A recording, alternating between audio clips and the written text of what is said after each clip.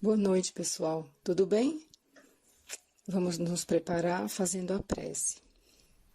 Agradecendo a Deus e a Jesus pela semana que passou e rogando que possamos registrar na mente e no coração o aprendizado no decorrer das provas e desafios. Que tenhamos a coragem de fazer a nossa parte, sem esperar por soluções mágicas. Pai nosso que estais nos céus, santificado seja o vosso nome. Venha a nós o vosso reino, seja feita a vossa vontade, assim na terra como no céu. O pão nosso de cada dia nos dai hoje. Perdoa as nossas dívidas, assim como perdoamos os nossos devedores. E não nos deixeis cair em tentação, mas livra-nos de todo o mal. Que assim seja. Graças a Deus e a Jesus. Então vamos continuar a leitura do livro Renovando Atitudes. Já estamos no 3º capítulo, Tempos da Ignorância. A respeito do capítulo 18 do Evangelho segundo o Espiritismo. Considerações do item 10 e 11. Nós encerramos na frase consequência de nossos atos, página 21, mas eu vou começar do começo deste parágrafo para facilitar a sequência. Não somos responsáveis por aquilo que não sabemos. Não sofreremos um castigo por atos ou atitudes que ignoramos. Talvez essas ideias de punição alienatórias sejam os frutos da incapacidade de nossa reflexão sobre a bondade divina. O que chamamos de sofrimento é simplesmente resultado de nossa falta de habilidade para desenvolver as coisas corretamente, pois na vida não existem prêmios nem castigos, somente as consequências dos nossos atos. Vale, porém, considerar que à medida que nossa consciência se expande e maior lucidez se faz em nossa mente, maiores serão nossos compromissos perante a existência. Se fosseis cegos, não teríeis pecado. Mas agora dizeis que vedes, e é por isso que vosso pecado permanece em vós. Podemos pretextar ignorância, mas se tivermos consciência de nossos feitos, isso será sempre levado em conta. Avaliemos atentamente. Os tesouros da alma que já integramos nos obrigarão a prestar maiores ou menores contas perante a vida maior.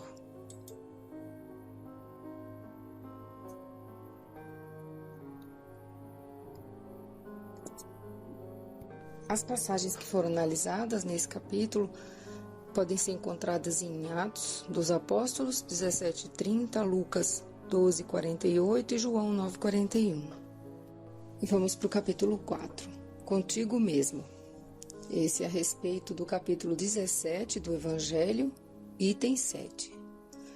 O dever começa precisamente no ponto em que ameaçais a felicidade ou a tranquilidade do vosso próximo. Termina no limite que não gostaríeis de ver ultrapassado em relação a vós mesmos. Como decifrar o dever? De que maneira observar o dever íntimo impresso na consciência? Diante de tantos deveres sociais, profissionais e afetivos que muitas vezes nos impõem caminhos divergentes. Efetivamente, nasceste e cresceste apenas para ser único no mundo. Em lugar algum existe alguém igual à tua maneira de ser. Portanto, não podes perder de vista essa verdade, para encontrar o dever que te compete diante da vida. Teu primordial compromisso é contigo mesmo, e tua tarefa mais importante na terra para a qual és o único preparado é desenvolver tua individualidade no transcorrer de tua longa jornada evolutiva. A preocupação com os deveres alheios provoca teu distanciamento das próprias responsabilidades, pois não concretizas teus ideais, nem deixas que os outros cumpram com suas funções. Não nos referimos aqui à ajuda real, que é sempre importante, mas à intromissão, nas competências do próximo, impedindo-o de adquirir autonomia e vida própria. Assumir deveres dos outros é sabotar os relacionamentos que poderiam ser prósperos e duradouros. Por não compreenderes bem teu interior, é que te comparas aos outros, esquecendo-te de que nenhum de nós está predestinado a receber ao mesmo tempo os mesmos ensinamentos e a fazer as mesmas coisas, pois existem inúmeras formas de viver e de evoluir. Lembra-te de que deves importar-te somente com a tua maneira de ser. Não podemos nos esquecer de que aquele que se compara com os outros acaba se sentindo elevado ou rebaixado. Nunca se dá o devido valor e nunca se conhece verdadeiramente. Teus empenhos íntimos deverão ser voltados apenas para a tua pessoa e nunca deverás tentar acomodar pontos de vista diversos, porque, além de te perderes, não ajustarás os limites onde começa a ameaça à tua felicidade ou à felicidade de teu próximo. Muitos acreditam que seus deveres são corrigir e reprimir as atitudes alheias. Vivem em constantes flutuações existenciais, por não saberem esperar o fluxo da vida agir naturalmente. Asseveram sempre que suas obrigações são em nome da salvação e, dessa forma, controlam as coisas ou as forçam a acontecer, quando e como querem. Dizem, fazemos isso porque só estamos tentando ajudar. Forçam eventos, escrevem roteiros, fazem o que for necessário para garantir que os atores e as cenas tenham o desempenho e o desenlace que determinaram e acreditam insistentemente que seu dever é salvar almas, não percebendo que só podem salvar a si próprios. Nosso dever é redescobrir o que é verdadeiro para nós e não esconder nossos sentimentos de qualquer pessoa ou de nós mesmos, mas sim ter liberdade e segurança em nossas relações pessoais para decidirmos seguir na direção que escolhemos. Não devemos ser o que nossos pais ou a sociedade querem nos impor ou definir como melhor. Precisamos compreender que nossos objetivos e finalidades de vida têm valor unicamente para nós, os dos outros, particularmente para eles. A obrigação pode ser conceituada como sendo o que deveríamos fazer para agradar as pessoas ou para nos enquadrar no que elas esperam de nós. Já o dever é um processo de auscultar a nós mesmos, descortinando nossa estrada interior para logo após materializá-la num processo lento e constante. Ao decifrarmos nosso real dever, uma sensação de autorrealização toma conta de nossa atmosfera espiritual e passamos a apreciar os verdadeiros e fundamentais valores da vida, associados a um prazer inexplicável. Lembremo-nos da afirmação do espírito Lázaro em O Evangelho segundo o Espiritismo. O dever é a obrigação moral, diante de si mesmo primeiro e dos outros em seguida. Acho que aqui eu deixaria uma reflexão. Quanto tempo estamos investindo em analisar o caminho que estamos percorrendo e se ele vai realmente nos ajudar a realizar o nosso propósito? Quanto tempo está sendo gasto em fazer Photoshop da nossa vida? Capítulo 5. Aprendendo a perdoar. Sobre o capítulo 10 do Evangelho, item 2. Se perdoardes aos homens as faltas que eles fazem contra vós, vosso Pai Celestial vos perdoará também vossos pecados. Mas se não perdoardes aos homens quando eles vos ofendem, vosso Pai também não vos perdoará os pecados. Nosso conceito de perdão tanto pode facilitar quanto limitar nossa capacidade de perdoar. Por possuirmos crenças negativas de que perdoar é ser apático com os erros alheios, ou mesmo é aceitar de forma passiva tudo que os outros nos fazem, é que supomos estar perdoando quando aceitamos agressões, abusos, manipulações e desrespeito aos nossos direitos e limites pessoais, como se nada tivesse acontecendo. Perdoar não é apoiar comportamentos que nos tragam dores físicas ou morais. Não é fingir que tudo corre muito bem, quando sabemos que tudo em nossa volta está em ruínas. Perdoar não é ser conivente com as condutas inadequadas de parentes e amigos, mas ter compaixão, ou seja, entendimento maior através do amor incondicional. Portanto, é um modo de viver. O ser humano muitas vezes confunde o ato de perdoar com a negação dos próprios sentimentos, emoções e anseios, reprimindo mágoas e usando supostamente o perdão como desculpa para fugir da realidade, que, se assumida, poderia, como consequência, alterar toda uma vida de relacionamento. Uma das ferramentas básicas para alcançarmos o perdão real é manter-nos a uma certa distância psíquica da pessoa problema ou das discussões, bem como dos diálogos mentais que giram de modo constante no nosso psiquismo, porque estamos engajados emocionalmente nesses envolvimentos neuróticos.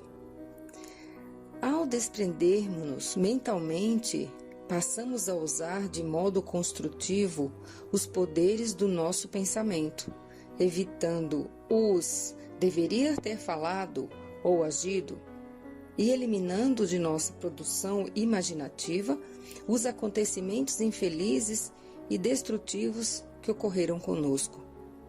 Em muitas ocasiões, elaboramos interpretações exageradas de suscetibilidade e caímos em impulsos estranhos e desequilibrados que causam em nossa energia mental uma sobrecarga, fazendo com que o cansaço tome conta do cérebro. A exaustão íntima é profunda. A mente recheada de ideias desconexas dificulta o perdão e somente desligando-nos da agressão ou do desrespeito ocorrido é que o pensamento sintoniza com as faixas da clareza e da nitidez no processo denominado renovação da atmosfera mental.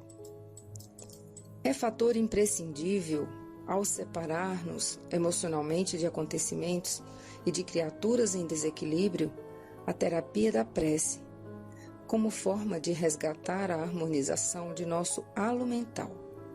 Método sempre eficaz, restaura-nos os sentimentos de paz e serenidade, propiciando-nos maior facilidade de harmonização interior. A qualidade do pensamento determina a ideação construtiva ou negativa, isto é, somos arquitetos de verdadeiros quadros mentais que circulam sistematicamente em nossa própria órbita áurica. Por nossa capacidade de gerar imagens ser fenomenal, é que essas mesmas criações nos fazem ficar presos em monoideias. Desejaríamos tanto esquecer, mas somos forçados a lembrar, repetidas vezes, pelo fenômeno produção-consequência. Desligar-se ou desconectar-se não é um processo que nos torna insensíveis e frios, como criaturas totalmente impermeáveis às ofensas e críticas, e que vivem sempre numa atmosfera do tipo ninguém mais vai me atingir ou machucar. Desligar-se quer dizer deixar de alimentar-se das emoções alheias, desvinculando-se mentalmente dessas relações doentias de hipnoses magnéticas, de alucinações íntimas, de represálias, de desforras de qualquer matiz ou de problemas que não podemos solucionar no momento.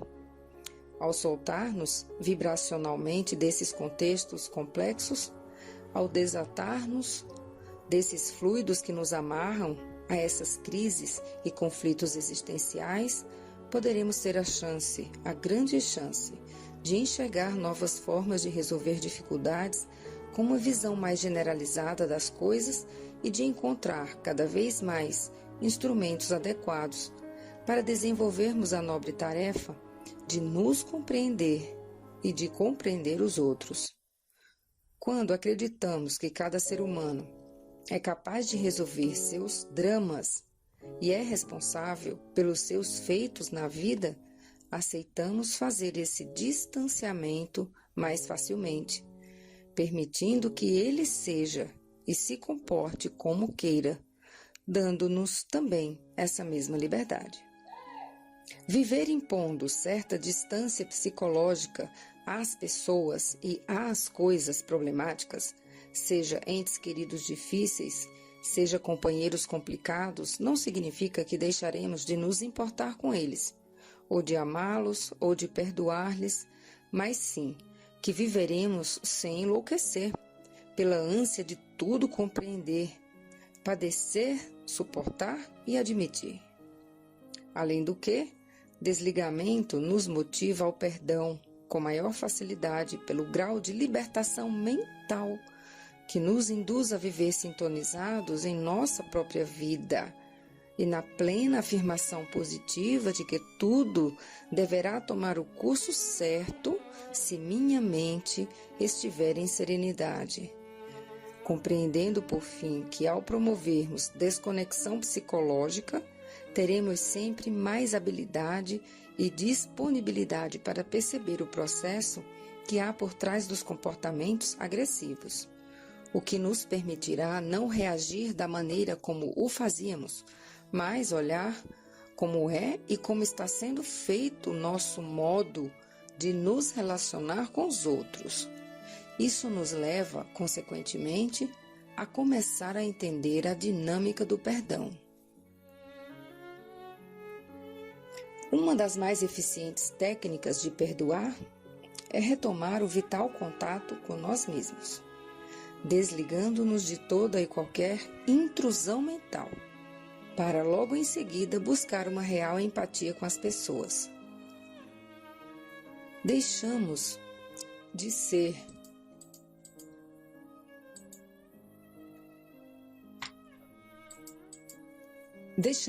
vítimas de forças fora de nosso controle para transformar-nos em pessoas que criam sua própria realidade de vida, baseadas não nas críticas e ofensas do mundo, mas na sua percepção da verdade e na vontade própria. Então podemos dizer que perdoar é tirar a algema psíquica que nos liga ao nosso ofensor. Isso nos liberta, muito antes de libertar o outro. Sem o acúmulo do lixo mental produzido pela constante recordação da mágoa, pela repetição do pensamento, nós abrimos espaço para o que realmente importa. E vamos usar esse espaço da melhor forma possível. Vamos encerrar por aqui. Desejo uma boa semana.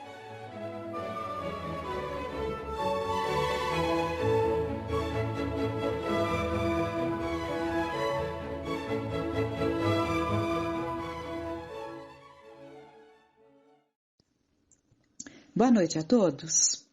Agradecendo a Deus por mais esse encontro, por mais esse momento juntos. Vamos buscar então, hoje nós vamos finalizar aquele estudo de Leon Denis no livro O Problema do Ser, do Destino e da Dor. Vamos finalizar o capítulo A Disciplina do Pensamento e a Reforma de Caráter, né? Então, é um capítulo muito importante em que ele nos coloca, e como nós sabemos, né, que o pensamento nos define. É pelo pensamento que nós vamos construindo o nosso caminho, porque sofremos as consequências dos nossos pensamentos felizes ou infelizes. Ele vai definindo as nossas atitudes, as nossas buscas. né, os nossos atos, e com isso então vamos moldando o nosso caráter. E pelo descuido dos pensamentos, vamos nos comprometendo, nos tornando pessoas de caráter duvidoso, né? Sem uma fibra, sem uma dignidade. Então, a importância de nos concentrarmos no pensamento. Todo homem, diz ele, na humilde realidade de cada dia, pode ir modelando uma consciência sublime. A obra é vagarosa e difícil, mas para isso são-nos dados os séculos. Importante sabermos que temos tido o tempo a nosso favor. Já passamos por muitas experiências nesses séculos todos, nesses milênios anteriores, e temos os séculos pela frente, mas que estejamos atentos que o tempo urge, né? E que é importante que entendamos que, embora tenhamos o tempo a nosso favor, esse mesmo tempo nos pede responsabilidade, aproveitamento. Continuando. Concentremos, pois, muitas vezes nossos pensamentos para dirigi-los pela vontade em direção ao ideal sonhado. Meditemos nele todos os dias à hora certa, de preferência pela manhã, quando tudo está sossegado e repousa ainda à nossa volta neste momento, a que o poeta chama a hora divina, quando a natureza fresca e descansada acorda para as claridades do dia. Então ele nos convida a nos concentrarmos nos nossos pensamentos logo pela manhã, dirigindo-os pela nossa vontade, porque nós somos os senhores dos nossos pensamentos, né? Então, dirigindo-os, é importante que sejamos os senhores, é importante que não os deixemos soltos, né? Sem o freio necessário, sem a condução necessária, né? Então, porque outros podem interferir, então, nos nossos pensamentos. É assim que funciona, né? Se nós não temos uma firmeza nos nossos propósitos, podemos atrair interferências nesses nossos pensamentos, né? Então, e que nos desviam, né? Que podem trazer consequências danosas para as nossas vidas pelas escolhas infelizes que acabamos fazendo. Então ele nos aconselha a buscarmos dirigir os nossos pensamentos logo pela manhã, nessa hora divina. E ele continua falando sobre a hora matinal. Nas horas matinais, a alma, pela oração e pela meditação, eleva-se com mais fácil impulso até as alturas, donde se vê e compreende que tudo, a vida, os atos, os pensamentos, está ligado a alguma coisa grande e eterna e que habitamos um mundo em que potências invisíveis vivem e trabalham conosco. Na vida mais simples, na tarefa mais modesta, na existência mais apagada, mostram-se então faces profundas, uma reserva de ideal, fontes possíveis de beleza. Cada alma pode criar com seus pensamentos uma atmosfera espiritual tão bela, tão resplandecente, como nas paisagens mais encantadoras e na morada mais mesquinha, no mais miserável tugúrio, há frestas para Deus e para o infinito. É isso. Então, ele continua nos aconselhando para que nas horas matinais busquemos a oração e a meditação, porque com mais facilidade conseguimos elevar os nossos pensamentos. E por quê? Porque ainda não iniciamos ali as obrigações do nosso dia, né? Então estamos ali com a mente mais calma, depois de uma noite de sono, e nós sabemos que durante o sono, se assim desejarmos, nós temos contato com os afetos queridos, com os espíritos amorosos, aqueles que nos querem bem, que nos orientam, que nos aconselham. nos apontam muitas vezes os perigos pelos quais estamos passando, as dificuldades que estejamos criando, ou nos aconselham a termos resignação com as situações dolorosas que estão nos alcançando, a compreensão de que aquilo é um tempo necessário dentro do nosso quadro de necessidades, ou de resgates, ou de aprimoramento, porque pedimos também provas para o nosso crescimento. Então, todas essas elucidações nos são passadas durante o nosso sono. E o convívio junto daqueles a quem tanto queremos fazem com que retornemos ao corpo encorajados, decididos, né? Daí a importância do acordar, né? De pararmos naquele momento para orarmos e meditarmos, para que as intuições se façam mais claras, mais firmes em nós. E ele fala também, nesse parágrafo que acabamos de ler, que independente do nosso entorno, independente de estarmos em condições ali mais difíceis, nós podemos criar essa atmosfera espiritual encantadora nos pensamentos, porque a nossa casa mental, o que vai dentro de nós, na nossa casa mental, é produto dos nossos pensamentos, como nós encaminhamos e dirigimos os nossos pensamentos. Isso independe do nosso externo, né? O nosso externo pode estar ali muito precário, o nosso externo pode estar muito doloroso, muito difícil, mas se lá dentro nós buscamos essa atmosfera espiritual tão encantadora e resplandecente como paisagens mais encantadoras, tudo estará calmo, tudo estará bem dentro de nós, mesmo com as dificuldades que estão nos nossos dias, na nossa vida, no nosso entorno. É isso que ele está mostrando para nós. E qual a vantagem desse que consegue pairar acima das dificuldades, vivendo dentro de si esse estado de paz, de compreensão? Por enxergar, ao olhar para o alto, enxergar a escada de Jacó, que nos leva para Deus. Qual a vantagem de tudo isso? É a vantagem de, sem desespero, conseguirmos lidar com as situações, com a dor que nos visita quantas vezes, com as dificuldades que se apresentam, com os conflitos que muitas vezes se fazem tão grandes, mas teremos a paz, o equilíbrio, o bom senso para lidarmos com tudo isso da melhor forma. E ele continua. Em todas as nossas relações sociais, em nossas relações com os nossos semelhantes, é preciso lembrarmos-nos constantemente de que os homens são viajantes em marcha, ocupando pontos diversos na escala da evolução pela qual todos subimos.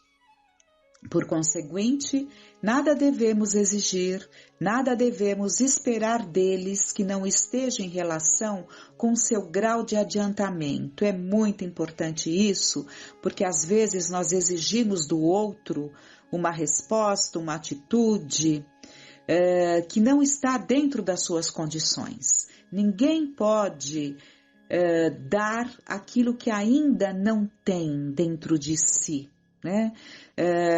Então nós temos que ter essa compreensão que cada um tem uma maturidade emocional, uma maturidade espiritual, portanto seus atos, a sua compreensão de vida estará sempre de acordo com o seu grau de entendimento, né?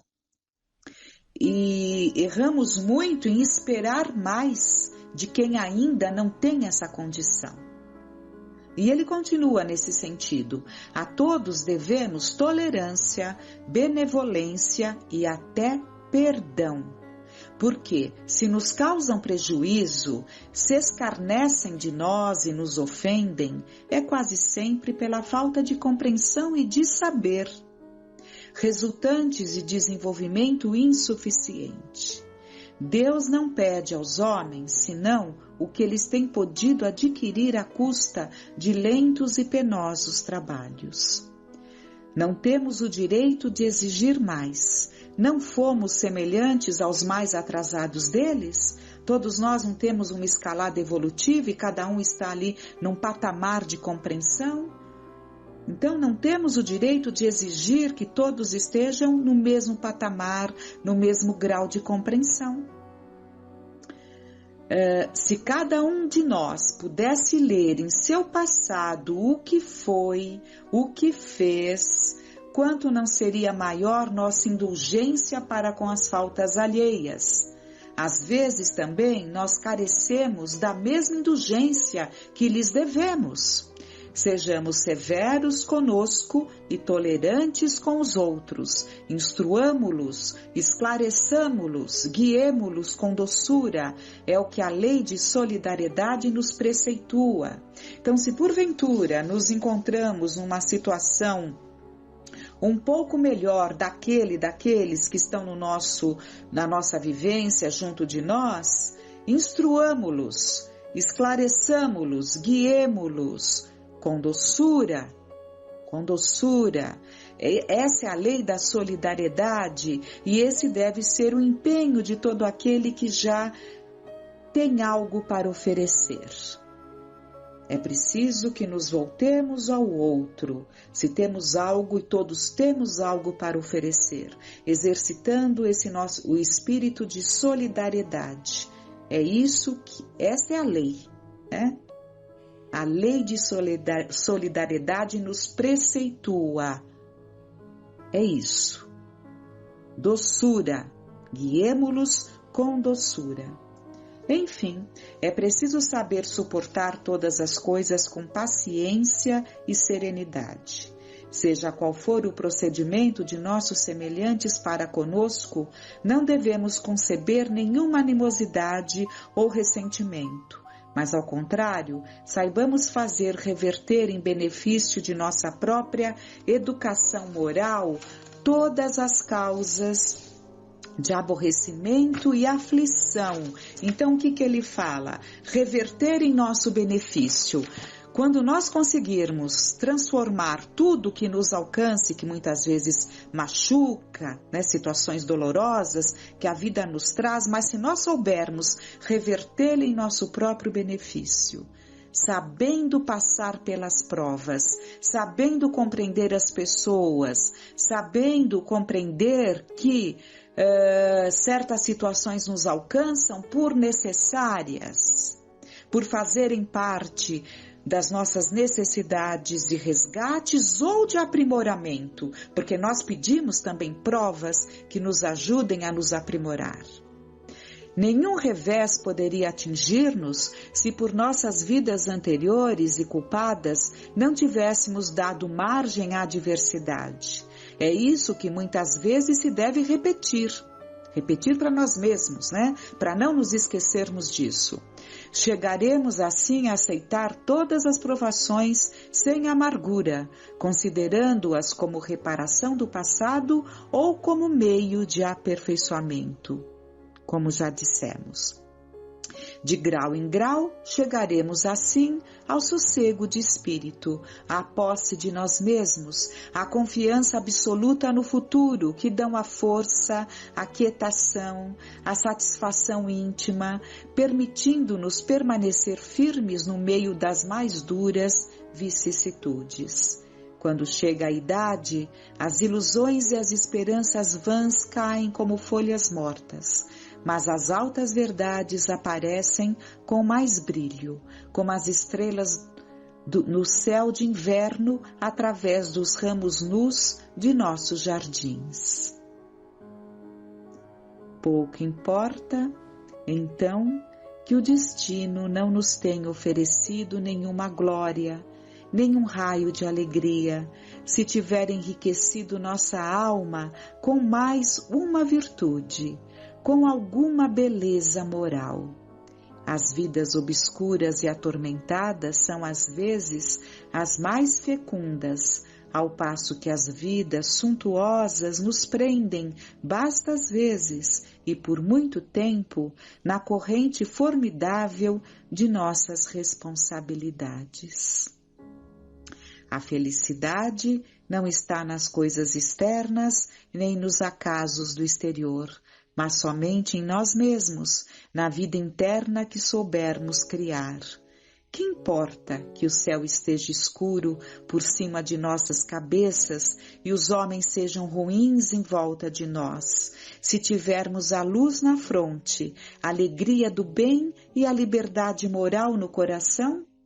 Se, porém, eu tiver vergonha de mim mesmo, se o mal tiver invadido meu pensamento, se o crime e a traição habitarem em mim, todos os favores e todas as felicidades da terra não me restituirão a paz silenciosa e a alegria da consciência.